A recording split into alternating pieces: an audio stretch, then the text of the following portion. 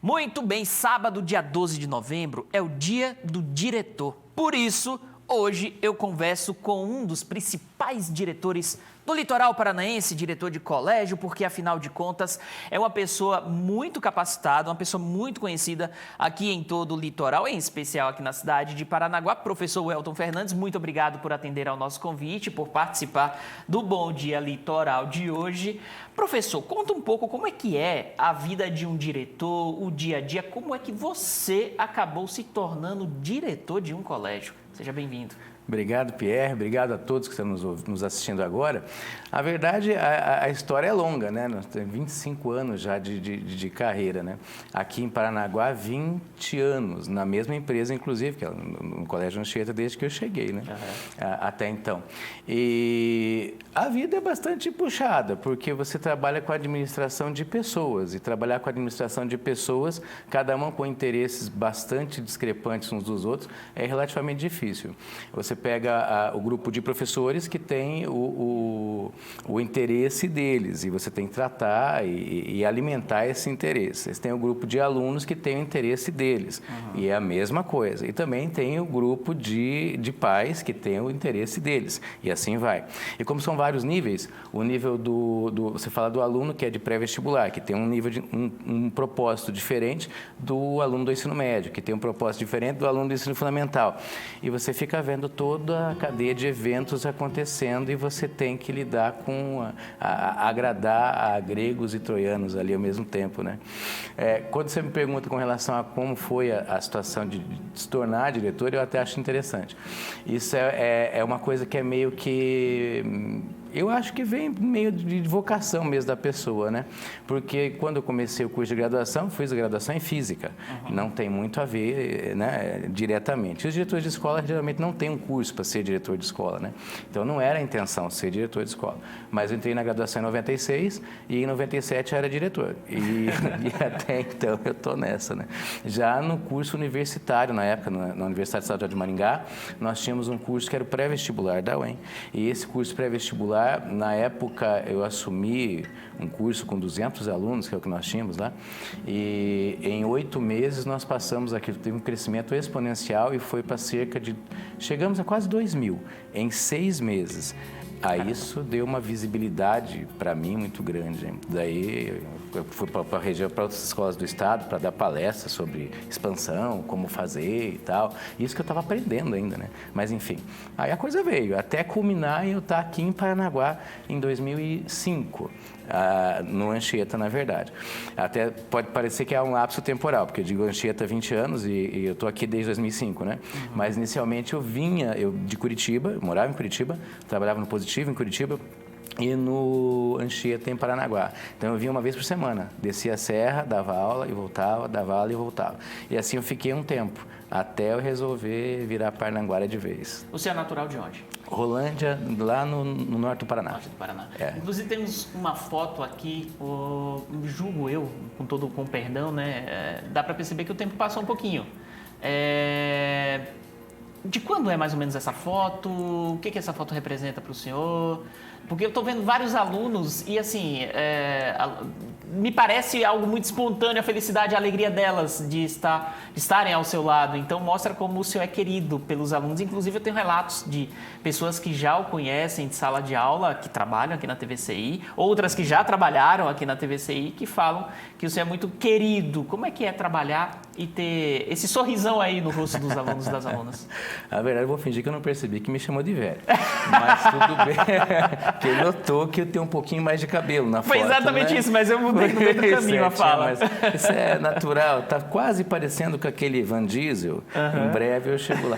Mas, o The Rock? É o The Rock, de repente, né? Não, vamos partir para nenhum desses caras. Aquele ministro que está entrando agora, esqueci, está na equipe de transição aí, o Careca. Eu não lembro. Tem vários, mas enfim, vamos fixar naqueles que são bonitões.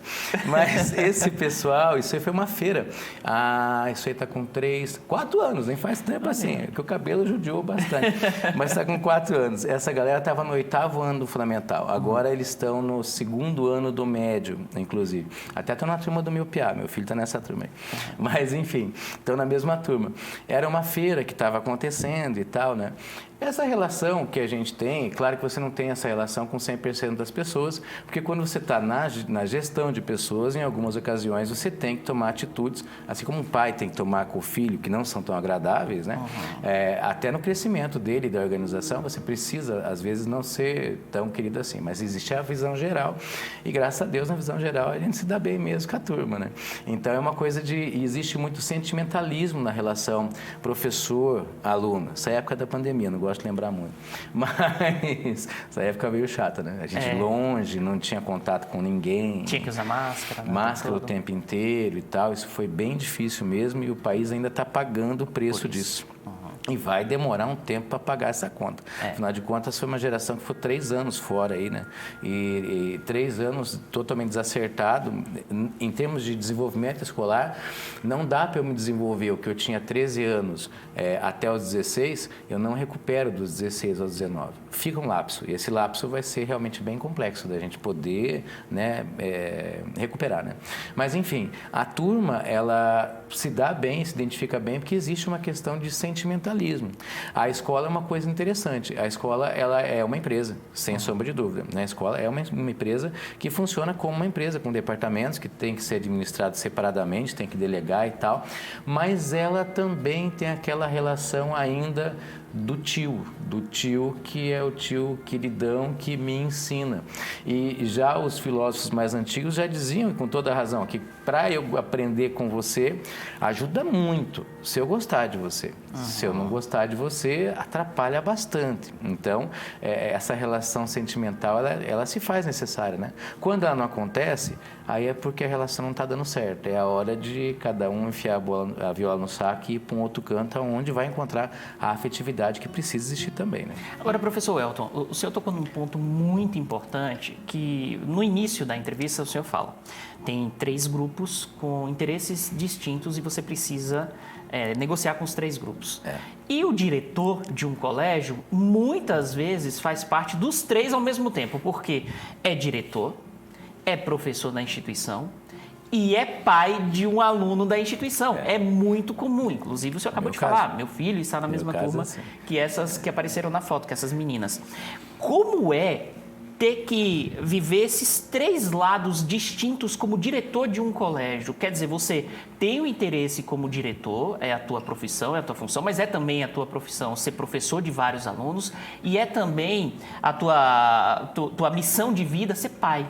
Então, como é que é ter esses 3 interesses conflitando em uma só pessoa, em um só papel, que é o de diretor de escola? Bom, eu tento levar isso, vamos falar da minha experiência pessoal, porque eu acho que não tem uma receita de bolo muito certa para isso, né? Mas eu me baseei no princípio da isonomia, você tem que dar condições para todos da mesma forma, e da justiça o tempo inteiro. Então, às vezes, o funcionário, o professor, ele precisa levar um puxão de orelha. Mas é um funcionário muito bom, isso, aquilo. Ótimo, isso é excelente. Entretanto, naquela questão, naquele momento, o puxão de orelha se faz necessário. Se faz necessário, você tem que executar. Aí tem o aluno que tem que ter o puxão de orelha naquele momento e tal. Tem que ser executado. O pai vem solicitar alguma coisa para você que não pode ser feita, mas ele acha que deve ser feito. Você tem que executar aquilo. E é muitas vezes complexo, porque aí você pode comparar com a situação de quando eu vou ao médico.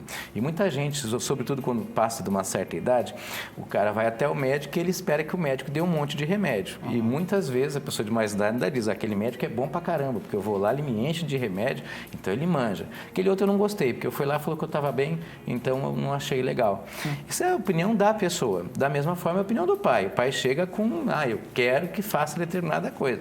Necessariamente não é o que tem que ser feito. Aí você tem que usar a tua competência essencial de gerenciar esses conflitos todos. Bom, a melhor saída partindo do pressuposto da isonomia e da justiça, é essa. Então, tem que fazer assim. Vai agradar a todos?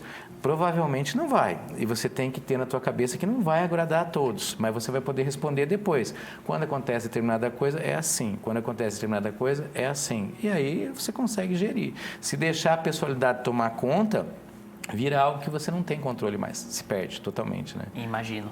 Eu queria saber o contexto dessa foto, porque eu achei bem interessante. Você está ali no parquinho e está conversando com os alunos. Qual que é o contexto dessa imagem? Essa imagem, na verdade, aí eu atuando como professor, na verdade, né? Dessa turma, a turma de primeiro médio. Esse ano, inclusive. Essa turma, nós estávamos fazendo uma aula de campo.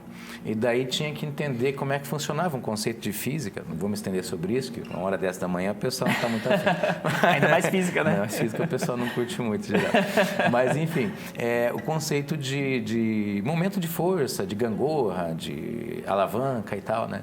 Daí levamos a turma toda para o parquinho, fez o conceito lá, aplicou no parquinho, para eles verem como é que era na prática, como acontecia, algumas medições e tudo mais. Aí depois, com o que fez lá, foi para a sala, e daí na sala, agora vamos fazer isso em termos de conta, vamos fazer a conta para ver por que aconteceu assim. Então, você veio para a parte lúdica, que é mostrar, depois vai para a parte teórica, que é fazer os cálculos e tudo. E depois lá na frente eles vão fazer prova daquela parte teórica para ver como é que aconteceu, né? Hoje tem que ser assim, né? Na verdade, não existe a educação da época que eu estudei, há 30 anos atrás, quando eu aprendi isso a primeira vez, com 15 anos, quando eu estudei isso era diferente, não tinha a parte lúdica, né? A parte lúdica imagine tal coisa, imagine, e faça a conta lá e fica nisso. Hoje não, precisa partir do concreto ali, de ver a coisa acontecendo, para depois ir, né? É algo que a gente, na educação, não só como diretor, mas como professor, inclusive, a gente tem que estar adepto à modificação. As coisas se modificam e a gente tem que se modificar também. Quando eu comecei a estudar, eu acho que eu sou um pouco mais velho que você, creio, mas quando eu comecei a estudar, nós tínhamos um curso que chamava propedêutico, que tinha acabado de terminar, que era o ensino médio antigo. O propedêutico tinha acabado e começava um curso novo, que chamava Educação Geral, no qual eu entrei. Daí eu fiz Educação Geral. Acabei e entrei na faculdade. O Educação Geral não vingou e surgiu um novo curso chamado Ensino Médio, que era esse ensino médio que veio até agora, ano retrasado. Aí, no ano retrasado, neste ano, entrou o novo ensino médio, que já é uma nova visão e E a escola, ela é uma organização, como é que eu vou dizer, móvel. Você tem que se adaptar a tudo isso. Então, desde quando eu aprendi lá como aluno, até hoje, quando estou repassando, as coisas foram se modificando. E vai modificar mais ainda. É uma eterna busca pelo melhor e atender melhor a sociedade muda também, né? Hoje a molecada pega um tablet, um celular, não só a molecada, a gente também. Isso. Né? Pega o teu celular, tem tudo. Você perdeu o celular, você perdeu vida financeira, documentos, vida amorosa ali no celular e tal, que é muito comum hoje. A pessoa tem tudo na mão. E se eu falar de 10 anos atrás, não tinha nada disso. E se eu pensar na época que eu fiz graduação, que a gente usava um computador na universidade, que é onde tinha, e podia usar lá 1 horinha por semana só, é bem diferente, né? Então, o mundo, ele é essa coisa meio metamorfósica e tal, e você tem que entrar na metamorfose, senão fica para trás, né? Tem que se modificar. Mantenha teu objetivo, mantenha o que você quer. Toda organização tem que ter isso. Então, se você está no colégio, o colégio tem uma filosofia, e isso tem que ser bem firme. O que é que o colégio veio fazer? O que a tua organização quer fazer? Qual a missão da empresa? Aquela missão tem que ser sempre muito fiel. Agora, como chegar a essa missão?